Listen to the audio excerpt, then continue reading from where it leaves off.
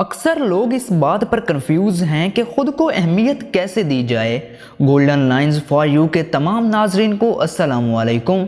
दोस्तों, खुद को अहमियत देने का मतलब ये है कि जब आपके पास गुंजाइश हो तो आप अपनी पसंद की कोई चीज़ ले सकें तो अपना मन ना मारें, ज़रूर ख़रीदें।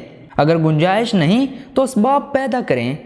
जब ऑप्शन हो अपनी मर्ज़ी के मुताबिक खाएं, अपने मशगले के साथ वक्त गुजारें। दूसरों को तो सब तोहफे देते हैं, खुद को कोई ना कोई तोहफा दें। अपने वास्ते वक्त निकालें, अपने लिए तैयार हों। अपनी ज़ात पर तवज्जो दें।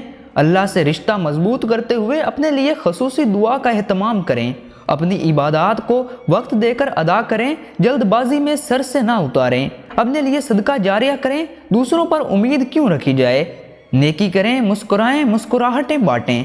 अपनी शख्सियत पर तवज्जो दें, अपनी ज़ाती सफाई का ख्याल रखें।